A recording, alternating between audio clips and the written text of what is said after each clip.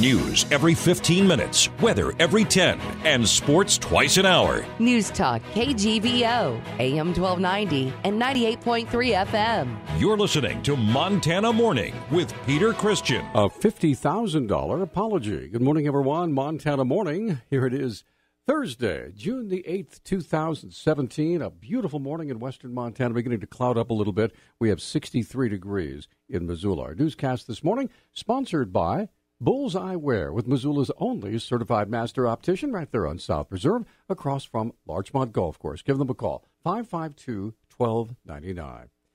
Congressman-elect Greg Gianforte of Montana said in an apology letter yesterday that, quote, he had no right to assault, end quote, a reporter. Gianforte's letter to reporter Ben Jacobs of The Guardian, dated yesterday, is just part of a settlement with Jacobs in which the reporter agrees not to object to Gianforte entering a plea of no contest to a misdemeanor assault charge. The Republican will contribute $50,000 to the Committee to Protect Journalists as part of the settlement agreement. Jacobs says he hopes the episode will reinforce respect for freedom of the press and encourage more civil discourse. Jacobs previously said he was body slammed by Gianforte on the day before the May 25th special congressional election there in Bozeman when the reporter tried to ask him a question. Gianforte won the election and was charged with misdemeanor assault.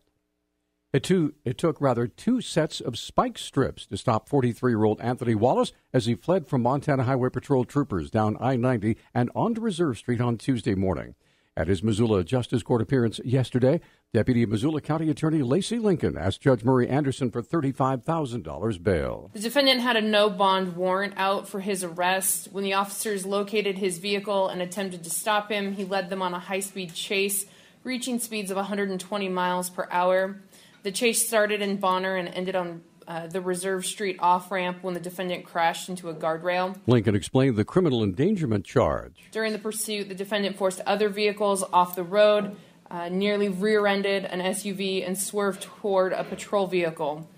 But given the fact that he has the no-bond warrant for his arrest and he was aggressively fleeing from law enforcement while completely disregarding the safety of other motorists, it shows that he is an extreme flight risk and a danger to the community. Judge Anderson set bail at $35,000 and remanded Wallace back to the Missoula County Jail. When the legislature worked on setting the state's budget, it relied on a revenue forecast created by the Legislative Fiscal Division.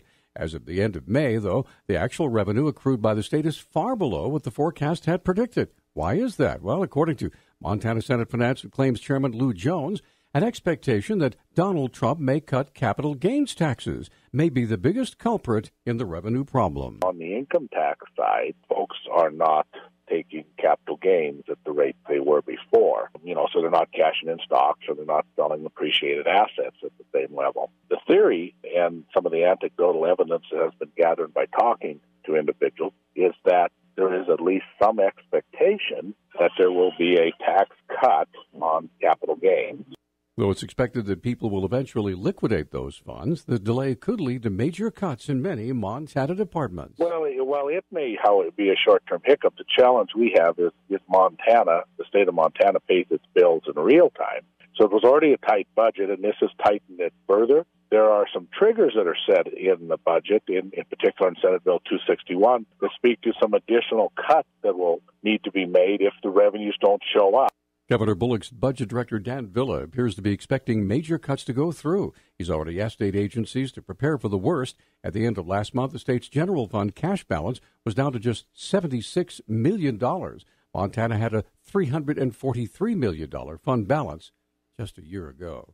Now, in a related story, the state budget office did notify department heads this week that an alarming drop in anticipated tax revenue could lead to deep cuts in programs and services, and that will include the Montana University system.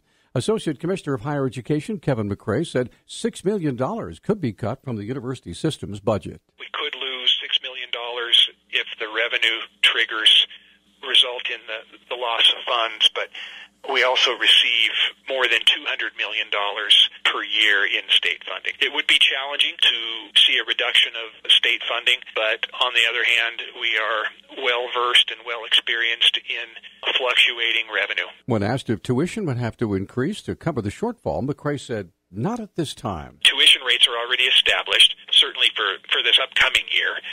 So if we lose state funding in this upcoming year, more likely than readjusting the tuition rate for the upcoming year would be just corresponding cuts in educational services. The University of Montana has already offered early retirement packages to faculty over the age of 65 in an effort to save money on staffing, but less than a third have expressed any interest in that offer so far. Montana wildlife officials say the way they count wolves is too expensive and falls far short of an actual population estimate, so they plan to switch to a model that uses information gathered from hunters. Wildlife advocates say wolf numbers are declining and that switching exclusively to the patch occupancy model within 3 years could threaten the species' survival. They worry the data is too unreliable to be used to manage the population. Montana has used the model since 2007, but it primarily relies on wolf counts by its 6 wolf specialists across the state. Federal funding that helped pay for the specialists' annual counts ended last year. Fish, Wildlife, and Parks wildlife biologist Bob Inman says the counts are misleading because they aim to verify a minimum number of wolves, not measure the actual population. MTN News is reporting that Governor Steve Bullock announced this week that Montana preschool programs now have access to $3 million to expand the quality early childhood education for 4-year-olds. The governor's office said Bullock worked with the 2017 legislature to get the investment. The money will be used to create a pilot preschool grant program called STARS as part of House Bill 639, which passed with bipartisan support. According to the state website, the goal of STARS is to increase access to high-quality preschool and demonstrate the effectiveness of preschool in multiple settings, including public schools, private preschool providers, and public-private partnerships. Applications for funding are due by July 10th. Montana Senator Steve Daines this week challenged the head of the U.S. Forest Service, Tom Tidwell, to reverse a 9th U.S. Circuit Court of Appeals decision that negatively impacts forest health, recreation, and wildlife habitat. It's a sad, sad state of affairs, and it is because of these extreme environmental groups who are litigating many of our sales that we have right now in Montana, and then we aren't taking care of the forest, and then we see them burn, and we can reduce the wildfire risk, as we know, by actively managing our forests. Daines said he and fellow Montana Senator John Tester both sponsored legislation to undo the damage done by the 9th U.S. Circuit Court. Senator Tester and I have introduced legislation to statutorily reverse the disastrous 9th Circuit Court decision in the Cottonwood Environmental Law Center versus U.S. Forest Service. According to the Obama administration, this decision has the potential to cripple federal land management across 9th Circuit states. Tidwell says he has endorsed that legislation. Senator, first of all, thank you for your bipartisan work with Senator Tester to introduce that legislation. It would be one thing if we just needed to reinitiate consultation. We'd be glad to be able to do that. Our folks are working through that now, but the way this court decision came down is it creates a continuous procedural loop, and so that we're never done. Daines also pressed Tidwell on the Secure Rural Schools program and the need to pass reforms to restore active management to provide much-needed revenue for forested counties. Our News Talk time, 6:13. News Talk, KGVO. Missoula's official weather station. Partly to mostly cloudy skies today with a chance of showers and isolated thunderstorms. Daytime highs will be in the low 80s. Tonight, lows will drop into the 50s. Showers and thunderstorms again Friday with highs in the 60s. I'm meteorologist Brooke Foster for KECI 13.